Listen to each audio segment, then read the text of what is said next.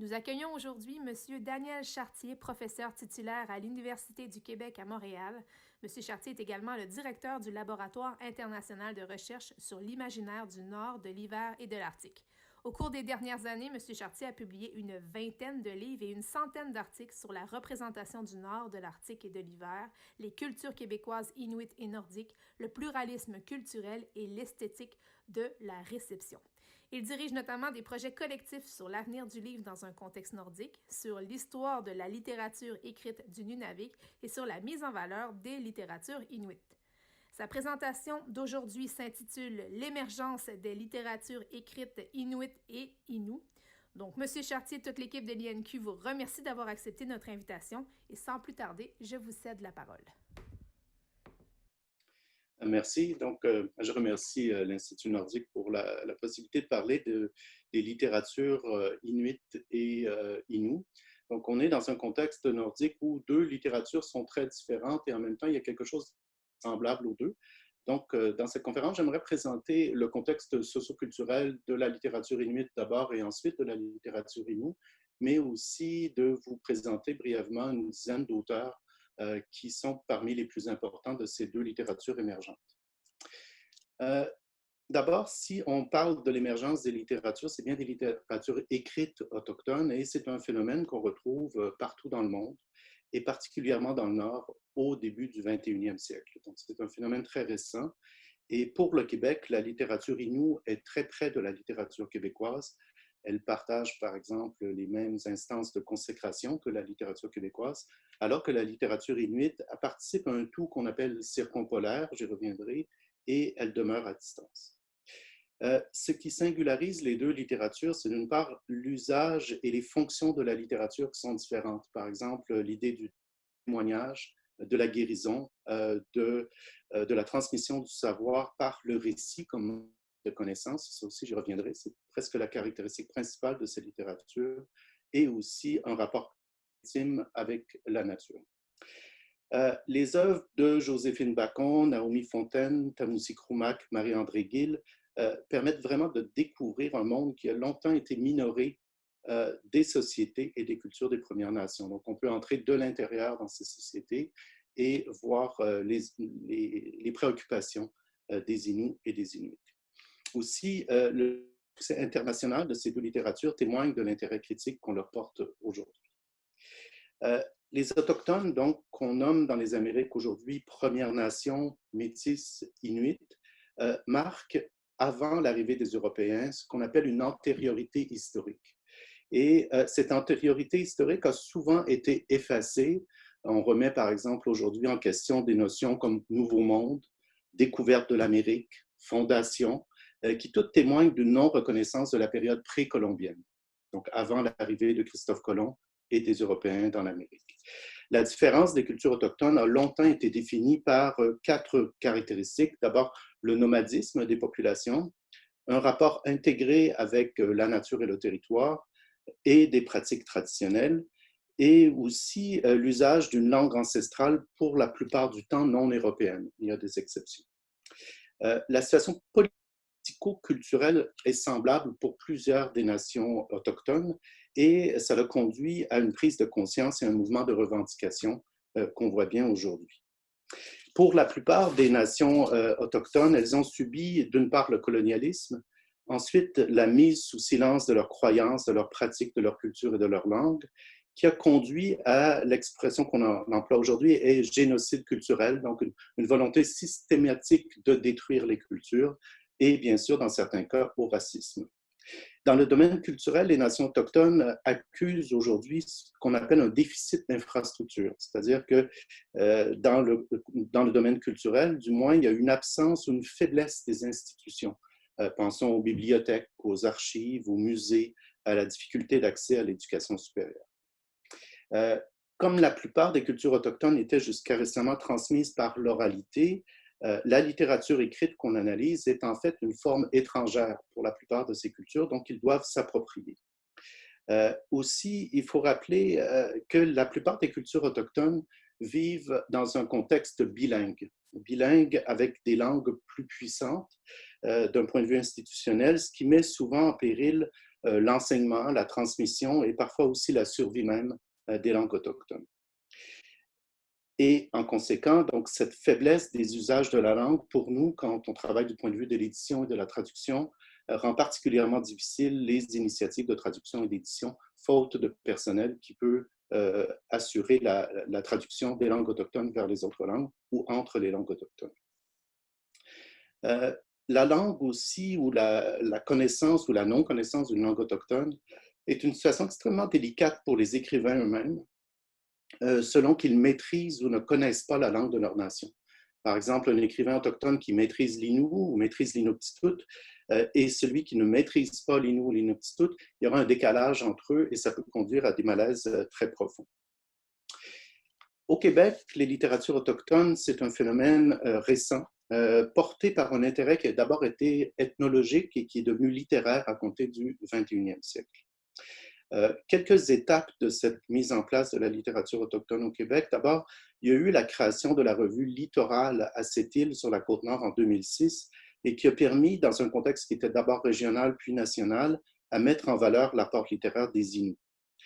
Il y a eu ensuite, en 2003, la fondation de la maison d'édition Mémoire d'Encrier à Montréal, qui a commencé à publier surtout des textes inuits, mais qui a dégagé les œuvres littéraires inuits de leur contexte ethnologique pour mettre de l'avant la valeur littéraire. Et les grandes écrivaines que je vous ai mentionnées, qui sont inuits, ont presque toutes été publiées à cette maison d'édition Mémoire d'Encrier. Et finalement, et ça témoigne d'une prise en main du processus éditorial par les Premières Nations, on constate la fondation de l'éditeur Huron-Wendat Annénorac en 2010 et la création d'un premier salon du livre des Premières Nations à Wendake en 2011. On doit noter aussi que ce que j'appellerais le succès critique fulgurant de certaines de ces auteurs, Joséphine Bacon, Naomi Fontaine, Natacha Canapé-Fontaine, qui ont même remis en cause les bases même de la définition de la littérature québécoise. Dans le cas des Inuits, les éditions ont surtout été portées par l'Institut culturel Avatak et par les presses de l'Université du Québec. Donc, on a deux contextes d'édition et on verra que ça conduit aussi à deux insertions des littératures bien différentes. J'aime bien cette carte où on montre le Québec plutôt dans sa dimension vers le nord et vers le nord-est, où on voit très bien que nos voisins sont en fait le Nunatiavut, le Nunavut, le Groenland, le Canada, les États-Unis, bien sûr, mais on les connaît bien, mais que dans nos dimensions de frontières, il y a un lien direct avec d'autres régions qui sont surtout inuites. Et cette carte, bien sûr, sur laquelle je reviendrai aussi, qui montre que dans l'entièreté du territoire, le Québec est d'abord un territoire marqué par l'autochtonie et secondairement, au sud, par une présence européenne ou d'origine européenne. Quand on regarde les Inuits, et je présenterai d'abord la situation géoculturelle des Inuits, on constate que c'est probablement le peuple des régions arctiques. Donc, c'est le peuple qui, parce qu'il s'étend sur un territoire qui va de la Sibérie au Groenland, avec environ 150 000 personnes, c'est le peuple qui occupe le plus grand espace dans l'Arctique. Bien sûr, les Inuits ont des situations variables selon les régions où ils habitent. D'un point de vue littéraire, il y a des influences de langues européennes très diverses, surtout l'anglais, le français, le danois et l'allemand également. Et la population des Inuits se répartit assez également, avec une population un peu plus grande au Groenland de 55 000 personnes sur les 150 000, 2 500 au Nunatiavut, au Labrador, 15 000 au Nunavik au Québec, 35 000 au Nunavut et ensuite dans les régions de l'Ouest, en Alaska, et 2 000 en Sibérie. Et il ne faut pas oublier aussi qu'il y a maintenant une population urbaine dans les villes, principalement à Montréal, à Ottawa, à Winnipeg et à Copenhague. 95% de la population inuite du Québec utilise l'inuktitut dans la vie courante. Et c'est un fait important à rappeler parce que c'est un des plus hauts taux pour un peuple autochtone des Amériques. Bien sûr, ils sont loin, ils ont eu le colonialisme plus tard, et donc la langue est encore très active, notamment chez les jeunes, mais dans l'éducation, les jeunes qui commencent à étudier en inuktitut doivent très tôt choisir entre le français et l'anglais, ce qui crée une situation fragile pour la langue inuktitut. Quelle est la distinction entre les Premières Nations et les Inuits? On peut dire, et c'est toujours de marcher sur des œufs, utiliser ces termes parce qu'ils changent d'année en année, mais on appelle autochtones, donc Inuits, Premières Nations et Métis dans le cas du Canada. Et les Inuits se distinguent des Premières Nations et réclament volontiers un statut particulier. On le verra par exemple à ce grand projet de création d'une ambassade culturelle autochtone à Montréal. Les Inuits ont tout de suite voulu se dissocier de ce projet et avoir plutôt leur propre centre culturel inuit à côté de celui des Premières Nations. Donc, une volonté continuelle et encore aujourd'hui de distinguer le rôle des Inuits des autres autochtones. Les raisons sont aussi historiques. Les Inuits sont arrivés beaucoup plus tard que les Premières Nations sur le territoire québécois. Leur langue n'a pas de racine commune avec les autres groupes autochtones. Et dans le contexte politique canadien, ce sont des Autochtones qui n'ont jamais été soumis à la loi sur les Indiens. Donc, ils n'ont jamais eu ce statut de réserve. Et aujourd'hui encore, on le voit, ils veulent des institutions séparées, l'Institut culturel Avatak, la Commission scolaire Kativik, la Corporation Makivik, etc., plutôt que s'associer aux Premières Nations. Par contre, d'un point de vue extérieur, on constate que les mêmes questions politiques se posent dans le cas des Inuits et dans le cas des Premières Nations en raison d'un colonialisme et d'un mouvement décolonial qui sont peu communs. On en vient donc à parler des effets de l'influence européenne sur la culture, sur la langue, sur le mode de vie des Inuits. Et c'est très semblable à ce qu'ont vécu les Premières Nations. D'abord, l'imposition d'un système social, politique et économique qui leur était complètement étranger et qui a des répercussions, par exemple, même dans la conception du temps. La temporalité a changé pour les Inuits à partir de l'arrivée d'un système social qui impose la présence au travail, qui impose des saisons, qui impose des délais qui sont plus marqués par les éléments naturels du territoire. Donc, ça a été assez violent, simplement pour cet aspect temporel. Bien sûr, comme dans les autres cas, il y a eu l'apparition de nouvelles maladies, délaissement de la culture traditionnelle, grave inégalité en éducation, dans les revenus, dans les services publics, et pour les gens, vraiment un sentiment de perte culturelle et l'augmentation des problèmes sociaux et familiaux, particulièrement par la violence et le suicide. Heureusement, je dirais, la faculté d'adaptation des Inuits est telle que ça a permis une réaction positive à quelques-uns de ces changements, notamment par la création de nouvelles institutions, j'en ai nommé quelques-unes, mais aussi tout le mouvement coopératif au Nunavik, l'adaptation culturelle par la sculpture, la lithographie, la chanson, le cinéma, les médias électroniques et aussi la littérature écrite. Et finalement, une grande résilience linguistique. Donc, les Inuits, malgré tous ces changements, ont conservé leur langue dans l'usage de tous les jours. La différence aussi des Premières Nations et des Inuits tient à leur situation circumpolaire, donc circumpolaire partout autour du pôle. Et ça fait en sorte que pour les Inuits, ils ont toujours une identité multiple selon les territoires où ils vivent. D'abord, ils ont une identité régionale très forte. Les gens du Nunavik se diront Nunavimiut, donc ils viennent du Nunavik. Du Groenland, ils se diront groenlandais. Donc une identité régionale, mais qui est aussi concurrencée par ce que j'appellerais un désir pan-inuit, un désir que l'ensemble des peuples inuits forment un tout et un seul peuple malgré leurs différences. Et aussi, c'est concurrencé par un attachement très varié aux États dans lesquels ils sont rattachés par administration. Le Canada, les États-Unis, le Québec, le Danemark. Par exemple, dans le cas des Inuits au Groenland, ils ont un attachement très fort à l'idée d'égalité promue par le Danemark. Dans le cas du Nunavik, on voit qu'il y a une ambivalence entre le Québec et le Canada, mais surtout une plus grande fidélité à l'État fédéral canadien. La littérature inuite se caractérise par, d'abord, je dirais, un très faible nombre d'œuvres écrites et publiées. On est dans la situation où il faut aller chercher les œuvres là où elles sont, dans des périodiques, sur le web, etc. Mais le nombre d'œuvres publiées n'est pas ce qui est la plus grande force de cette littérature. Il faut dire aussi que la forme écrite n'apparaît qu'au milieu du 20e siècle. Donc, on est vraiment d'un phénomène très récent d'un point de vue littéraire et que cette littérature aujourd'hui est dispersée dans des journaux, dans des périodiques et dans des lieux de publication numérique. Les caractéristiques principales de la littérature, ce sont les récits de vie. Un récit de vie vu comme une manière de faire survivre pour la collectivité une façon de vivre au-delà de soi. comme par exemple le récit de Tamoussi Koumak, j'y reviendrai, qui est probablement l'écrivain le plus intéressant de ce corpus.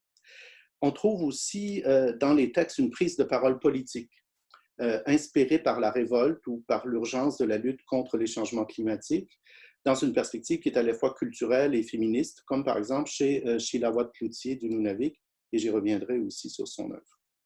La littérature inuite, d'un point de vue littéraire, c'est un cas fascinant et extrêmement complexe de l'époque contemporaine. On n'a pas beaucoup dans le monde de littérature écrite qui naissent au 21e siècle. Donc, on n'est plus dans le contexte du 19e siècle où la plupart des littératures nationales se sont créées, ni dans celui du 20e, mais vraiment dans un siècle où il y a concurrence de différents genres et de différents médias. Donc, la littérature n'est plus au cœur de la culture comme elle était au 19e siècle, et pourtant émerge une nouvelle littérature. Et donc, il y a, je dirais, concurrence de toutes les formes de diffusion du littéraire, numérique notamment. Et bien sûr, comme c'est une littérature qui était orale, on retrouve des traces de l'oralité qui ne se consument pas et probablement qui ne se consumeront probablement jamais. Par exemple, dans les productions contemporaines, on a le spoken word. Le spoken word, c'est une façon de réciter la poésie, mais pour le vidéo, donc une certaine musicalité, ou dans les joutes orales qui sont plus traditionnelles chez les Inuits. La littérature inuite, elle prend forme à plusieurs endroits aussi, ce qui est inhabituel. Dans une cohabitation, une utilisation croisée des langues. Dans le cas du Nunavik, on a l'inuktitut, le français et l'anglais. Donc, on a des textes écrits d'abord en inuktitut pour la majorité, une grande partie en anglais, quelques-uns en français. C'est aussi une littérature profondément ancrée dans sa réalité régionale, comme l'identité, mais qui a un fond culturel millénaire extrêmement important. Je donne l'exemple ici d'un conte sur les changements climatiques qu'on est en train de traduire du groenlandais vers l'inuktitut. Et en fait, sous le prétexte d'un récit pour la jeunesse, on prend appui sur les grandes notions de Nuna et de Sila, qui sont les plus importantes notions de la pensée inuite, qui relèvent du lien de la personne au territoire, au temps et aux esprits. Donc, un fond culturel millénaire qui donne la force et, je dirais, la cohésion de cette littérature. Et aussi, quand on est Inuit, et ce sera différent dans le cas des Inuits, on sait qu'on fait partie d'un tout circumpolaire. Donc, il n'y a pas beaucoup de liens personnels pour des raisons de transport, notamment entre les différentes personnes du monde Inuit, mais pourtant, il y a une certaine cohésion du fait que les Inuits ne sont pas sur un seul territoire, mais peuvent compter sur l'appui de d'autres ailleurs. Donc, un faible volume pour la littérature, mais certainement une place de plein droit dans le patrimoine culturel universel. Cette littérature, bien sûr, traduit les inconforts, les conflits, les accommodements des Inuits qu'on ne verrait pas dans les œuvres écrites par des auteurs de l'extérieur sur ces territoires. J'en fais pas mention ici, mais quand on parle de littérature groenlandaise, dans la plupart des cas, on a des textes de danois, d'allemand, de français, d'anglais, etc., qui ont parlé de ce territoire. Même chose pour le Nunavik ou le Nunavut. Alors qu'on parle ici vraiment des gens de ces territoires qui prennent la parole et qui nous apportent un message bien différent des récits usuels de l'article. Il y a plusieurs façons pour les écrivains de prendre la parole. J'en nommerai 4 ici. Parfois, les écrivains inuits ne nous parlent pas.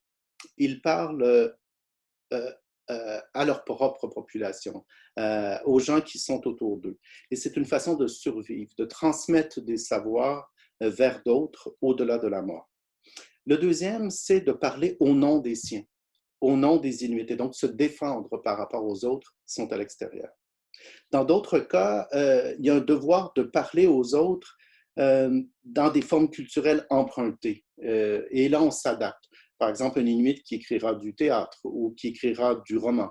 Donc, il prend la forme étrangère et va, dans un dialogue avec l'autre, transmettre un contenu dans une forme qui ne lui appartenait pas ou n'appartenait pas à cette culture. Et finalement, on a aussi tout un courant d'une volonté de se sortir ou de dénoncer une situation inégale et injuste due au colonialisme. Et là, on a une littérature de la révolte où les écrivains témoignent de la révolte qu'on peut avoir. Je vais vous présenter quelques-uns des auteurs inuits ici. Je vous montrerai aussi un site qui est en construction qui sera utile pour comprendre les auteurs inuits. Mais d'abord, de regarder avec quelques-uns des grands auteurs du Nunavik, aller directement vers des œuvres. Donc, je l'ai dit, Tamoussi Kroumak, c'est pour moi l'auteur le plus important du Nunavik et un des grands auteurs du monde circumpolaire. Quelques mots sur lui. C'est d'abord un auteur autodidacte. Donc, il sait, au moment où il prend la parole et commence à écrire, qu'il cesse d'être chasseur. Et donc, il devient dépendant pour transmettre une pensée au-delà de lui-même dans le futur.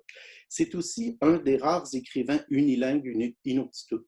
Dans le contexte autochtone, c'est surtout marqué par le bilinguisme. Donc, la pensée de Tamoussi Kroumak qu'on retrouve en traduction, en fait, elle a une pensée inuite, disons, plus cohérente que dans d'autres cas où il y a déjà un dialogue dans la pensée entre deux langues et deux systèmes conceptuels ou trois. Il a voulu transmettre sa connaissance de la langue inuite et la considérait très importante. C'est lui qui rédige le premier dictionnaire inuktitut.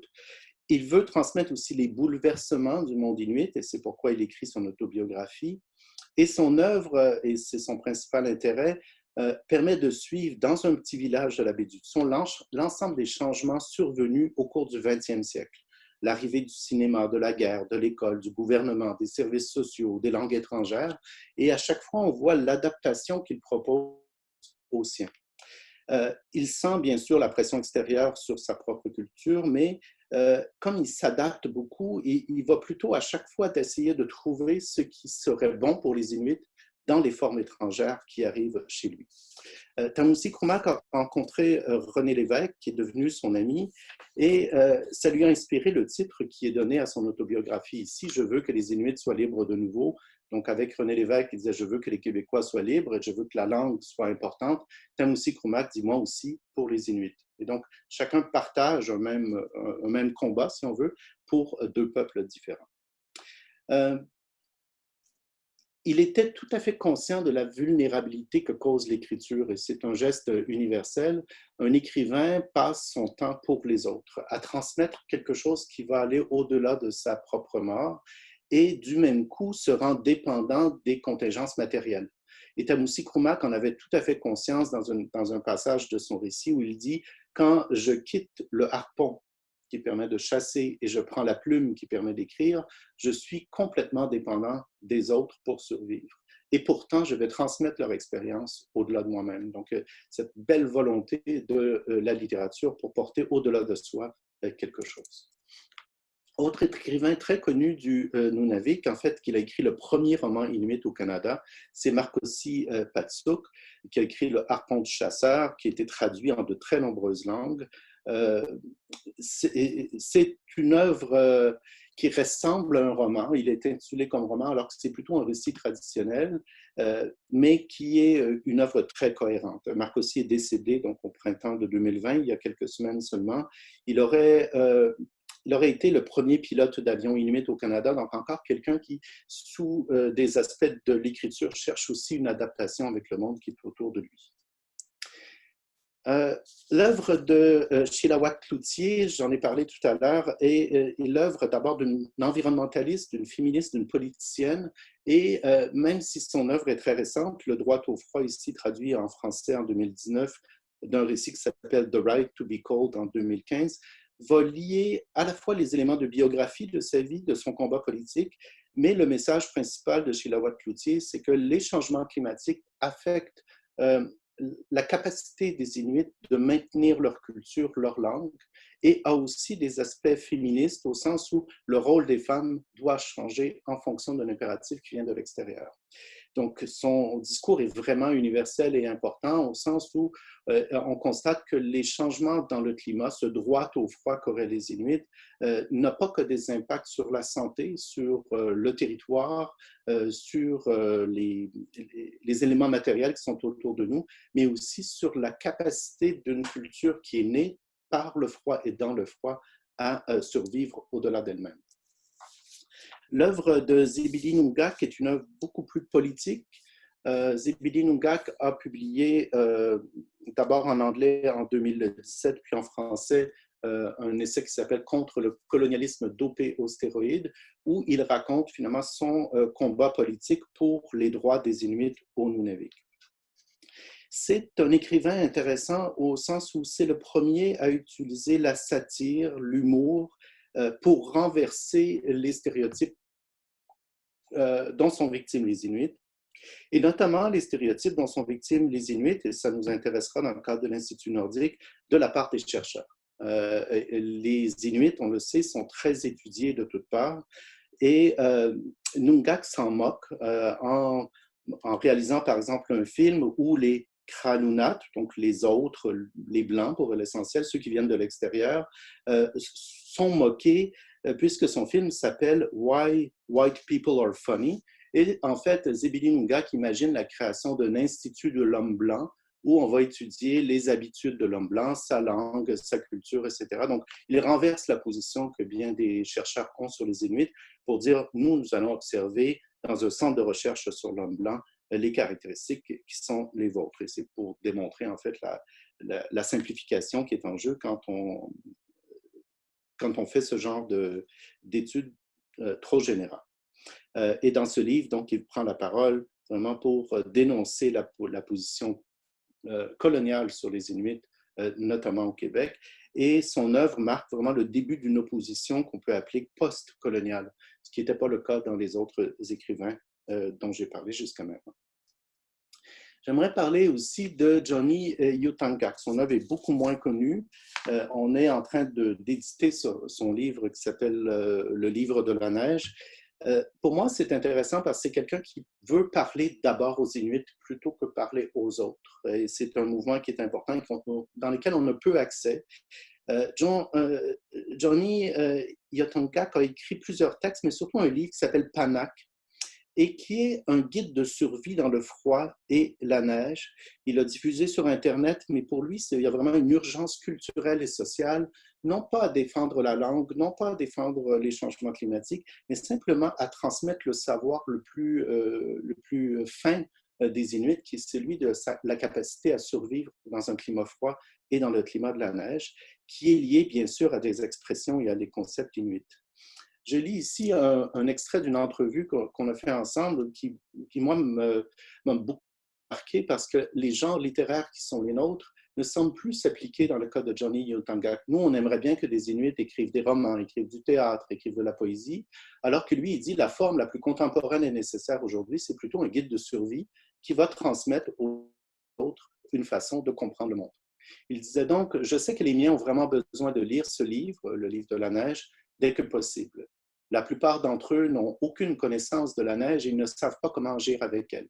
Apprendre à connaître l'entièreté de son territoire comme le creux de sa main, apprendre à connaître la neige, voilà les deux choses les plus simples au monde, mais voilà deux choses pour lesquelles vous devez être absolument déterminé pour arriver à bien les connaître.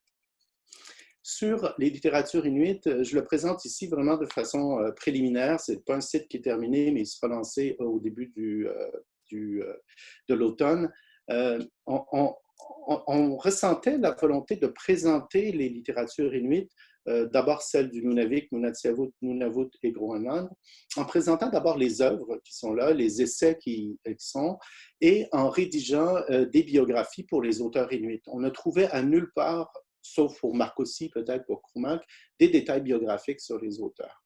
Donc, le but du site est très, très simple et témoigne aussi de la faiblesse des études sur la littérature inuite en ce moment. On ne dispose pas de répertoire des auteurs, on ne dispose pas de biographie sur les auteurs, de répertoire aussi des livres qui sont publiés par les Inuits. Et ça nous a permis d'amorcer ce qui s'appelle une chronologie culturelle, c'est-à-dire qu'on met simplement les dates de naissance, de mort et de publication de chacun des livres. Et pour moi, qui est historien de la culture, c'est une révélation parce qu'on voit qu'il y a une cohérence dans la mise en place de ces littératures dans l'article. Donc, le site est disponible, je pense qu'il est aussi sur le site de l'Institut nordique du Québec, qui s'appelle simplement inuitucam.ca. Je passe maintenant, parce que le temps file, à la situation des Inuits. Pourquoi parler des Inuits? Parce que la situation est très différente et permet de comprendre le lien entre les deux, ce qui les ressemble. D'abord, en parlant de la situation géoculturelle des Inuits. Inuits, donc, qui s'appelaient autrefois les Montagnais, c'est un peuple autochtone de la péninsule Québec-Labrador, un territoire qu'ils appellent le Nitassinan. Et comme Inuit, le terme Innu signifie simplement être humain.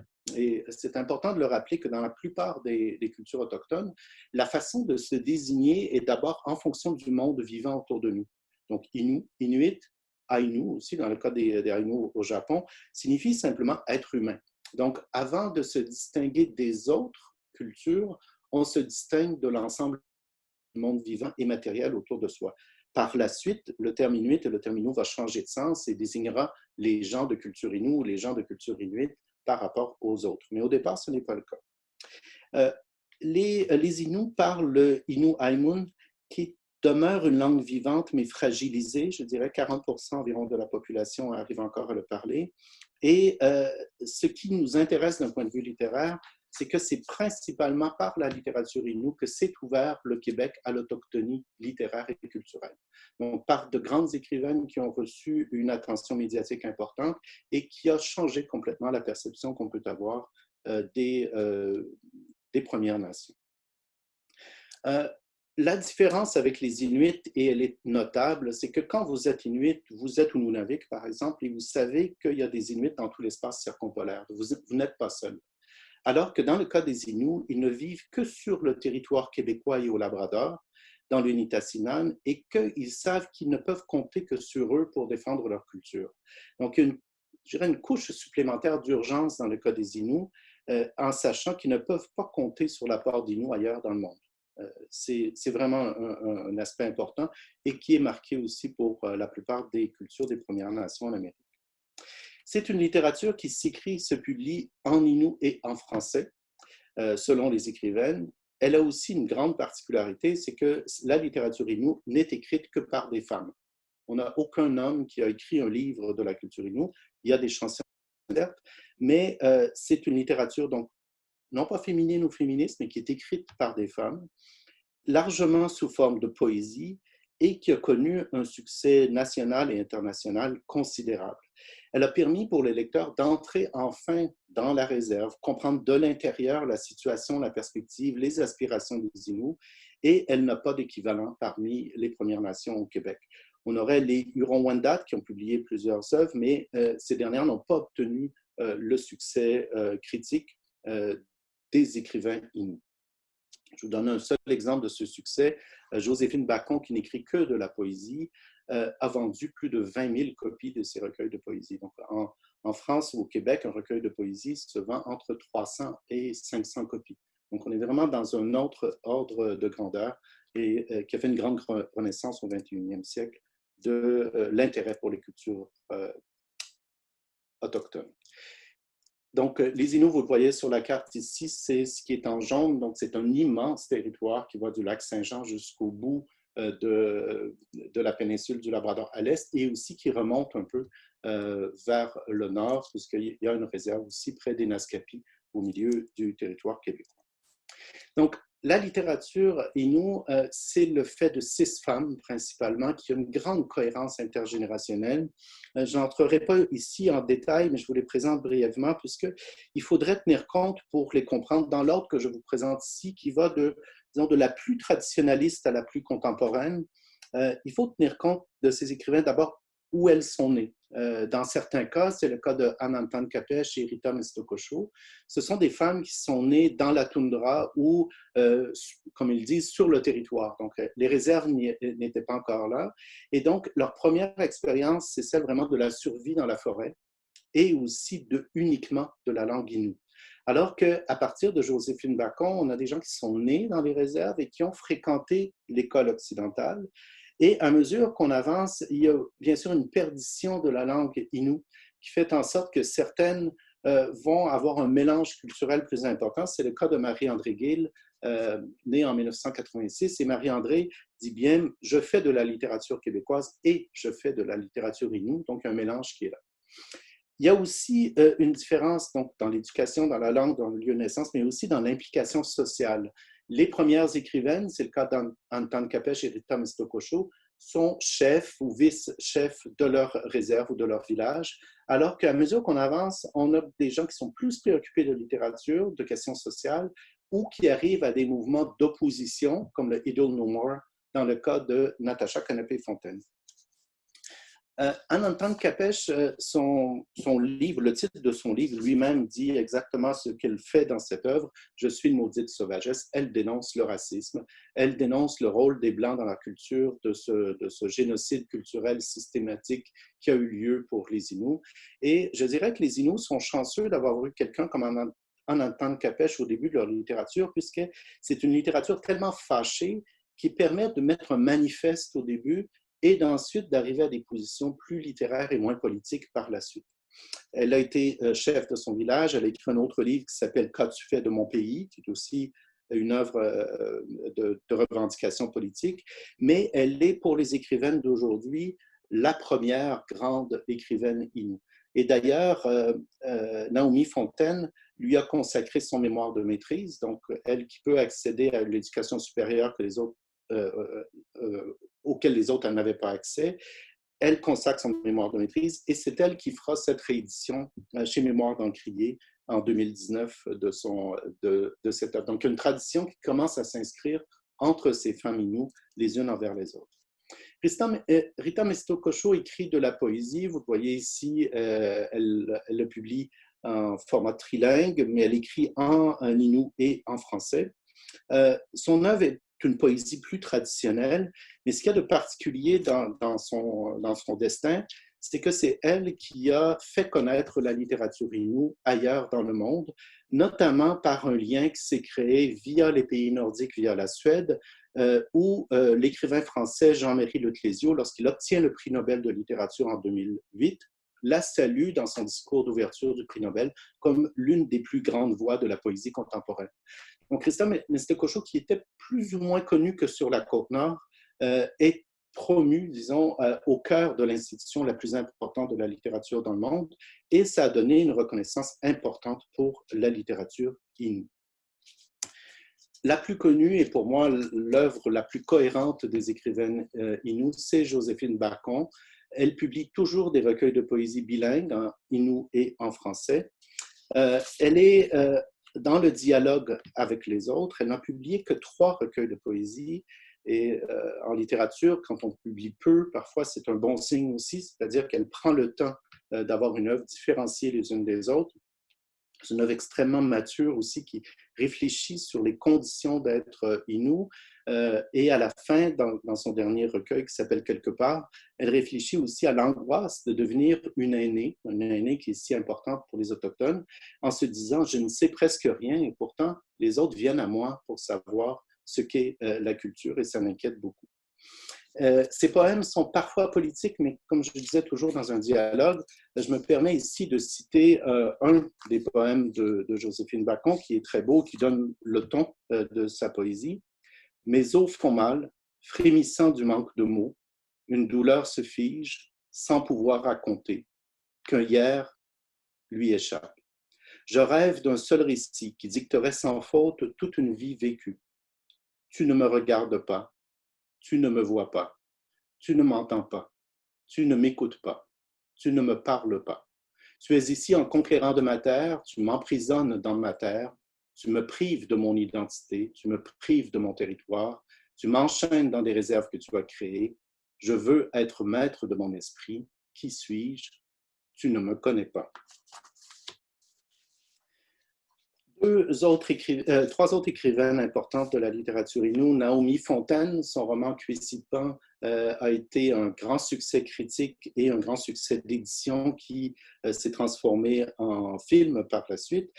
C'est un roman sous la forme de fragments qui, pour bien des lecteurs, a permis d'entrer dans la réserve. Et Naomi Fontaine a cette esthétique particulière qui dit, elle le dit elle-même au début de son livre, « Bien sûr que j'ai menti, que j'ai mis un voile blanc sur ce qui était sale. » Donc, Naomi Fontaine est tout à fait consciente des stéréotypes que les autres ont des Premières Nations et des Inuits en particulier. Et elle s'est dit, je ne remettrai pas ces stéréotypes négatifs dans mon œuvre, je ne me révolterai pas contre eux, mais au contraire, je veux montrer la beauté de notre vie chez les Inuits et dans la forêt ou dans le territoire. Donc, il y a une volonté de montrer la beauté et de la force des relations entre les Inuits et elle s'inscrit tout à fait dans ce qu'on appelle un formalisme autochtone qui est présent dans plusieurs autres nations. par l'idée du fragment, de l'autobiographie, du mélange des genres dans son œuvre qui est extrêmement réussi. Donc, Naomi Fontaine est devenue aussi une vedette médiatique comme bien d'autres, à tel point qu'elle s'est retirée à un moment donné du monde littéraire et du monde médiatique pour enseigner aux enfants Inuits de son village. Donc, elle s'est dit, je suis là pour défendre les Inuits, et elle avait l'impression qu'à un moment donné, invitée à l'étranger, invitée à l'université, dans les cégeps, etc., qu'elle servait plus la cause de la défense des Inuits en dehors du monde Innu que dans sa propre réserve. Aujourd'hui, elle est revenue à l'écriture et pendant un certain temps, elle a senti le besoin de revenir dans la réserve et on pourrait en discuter longtemps, mais c'est un mouvement qu'on retrouve chez la plupart des écrivains autochtones aujourd'hui. Natacha Canapé-Fontaine, je l'ai dit, donc une écrivaine beaucoup plus militante, c'est celle qu'on va retrouver sur les scènes de lutte contre le colonialisme, mais sa démarche est aussi exceptionnelle au sens où elle a une démarche féministe où elle associe le corps et le discours de la femme autochtone comme un discours politique. Son vers le plus célèbre, Je suis femme territoire, témoigne bien que par elle-même, par son corps de femme, elle veut lutter contre le caractère inhumain de la situation qui est vécue par les Inuits. Enfin, Marie-André Gill, une poète aussi d'une grande valeur littéraire, elle a arrivé à introduire une voix individualiste, intime et sexuée dans la littérature autochtone, ce qui n'est pas du tout évident. On s'en rend compte, la plupart des écrivains des littératures autochtones, et ce serait vrai pour toutes les littératures minoritaires, mais sont souvent associés à des mouvements de revendication collective, à des mouvements politiques, de défense, de rappel de l'identité. Par exemple, les œuvres autochtones doivent parler de la culture autochtone et n'ont pas la liberté d'évoquer tous les autres sujets. Donc, les écrivains autochtones, et ce serait vrai pour les autres artistes, sont un peu des porte-paroles de leur culture. Et il arrive en entrevue, par exemple, qu'on reçoive Naomi Fontaine ou Joséphine Bacon, et plutôt que parler de leur œuvre littéraire, on leur demande la situation sociale ou la situation politique des Inuits, alors que ce n'est pas vraiment leur rôle comme écrivain de parler de ces questions et ils ne sont pas mandatés. Donc, arriver, comme le fait Marie-André Gill, à une position très intime où la sexualité est encore présente, c'est le rappel aussi que le colonialisme déprive les individus de leur individualité, du pouvoir d'être contre les autres, du pouvoir d'être un individu libre qui façonne son identité comme bon lui semble. Et Marie-André Gill le fait par l'ironie, le fait par un mélange des cultures entre la culture québécoise et la littérature Innu, et aussi en mettant de l'avant vraiment des débats intérieurs par la poésie. Donc, la grande cohérence de cette série littéraire, et je dirais que la littérature Innu est chanceuse d'avoir toutes ces voix qui dialoguent entre elles et qui forment vraiment un éventail important de la littérature. On ne sait pas si ça va se poursuivre, ça peut être un micro-phénomène qui s'arrête, mais j'ai l'impression qu'il y a ici le début d'une tradition qui pourrait instituer une littérature d'une façon différente.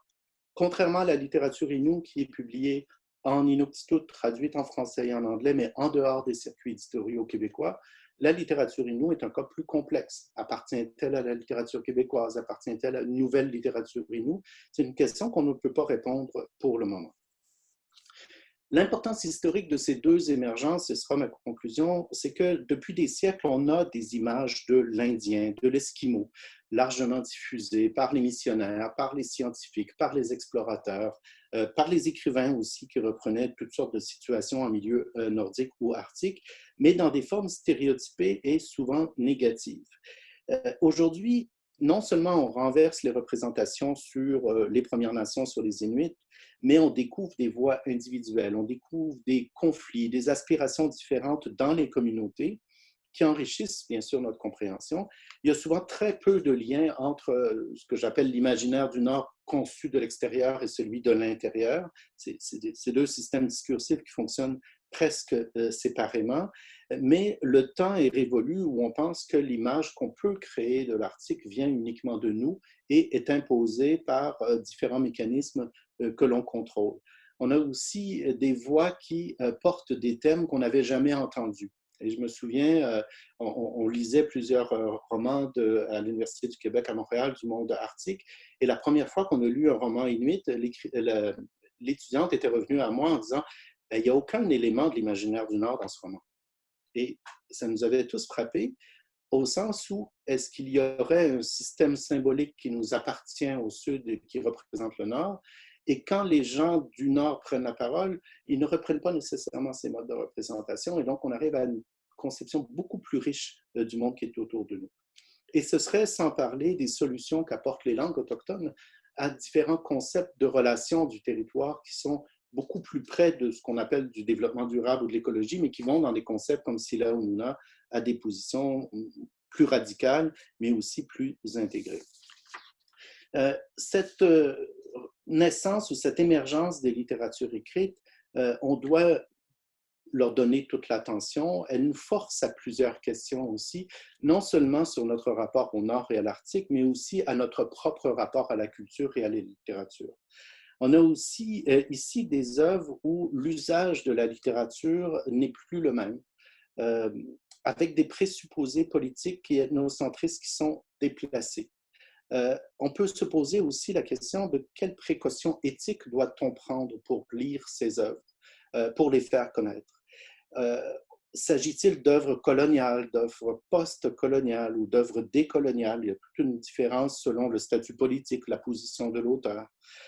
Comment on peut avoir une littérature écrite et tenir compte toujours de l'oralité, du rapport très intime au territoire de la part des Autochtones, rapport au temps, à la représentation aussi de la violence, des traumatismes qu'ils ont vécus. Et la question de notre rapport de compréhension du monde se pose aussi ainsi, comment accepter qu'un récit puisse avoir une valeur équivalente à la théorie pour expliquer le monde? Et ça, c'est la grande différence philosophique entre l'Occident et le monde autochtone. Pour moi, elle se trouve là. Le récit pour l'Autochtone s'ancre dans une réalité qui est vécue et témoigne d'une expérience. Si on arrive, comme on le fait en Occident, avec une théorie qu'on applique à un contexte autochtone, elle sera irrecevable pour la plupart des Autochtones. Il faut d'abord parler de soi, il faut d'abord parler de ce qu'on a vécu, de ce que les autres nous ont raconté. Et donc, le récit devient un mode de transmission, mais aussi un mode d'appréhension du monde autour de nous. Je dirais que la plupart de ces questions sont sans réponse aujourd'hui. On est vraiment dans une faiblesse de connaissance des littératures autochtones, bien qu'on les entende de plus en plus dans les médias. Il y a relativement peu d'études, mais on sent que quelque chose de déstabilisant, de fragmentaire, de radical, de global ouvre un chantier critique d'une part et aussi la possibilité d'une nouvelle connaissance du Nord et de l'Arctique. Et donc, les questions qui sont posées par ces quelques œuvres, parce qu'on parle vraiment de 2 ou 3 rayons d'une bibliothèque seulement en termes de livres, eh bien, les questions que posent ces quelques œuvres sont de nature universelle et devraient donc nous intéresser tous et remettre en question aussi la façon qu'on appréhende, qu'on étudie et qu'on comprend le monde autour de nous. Je vous remercie.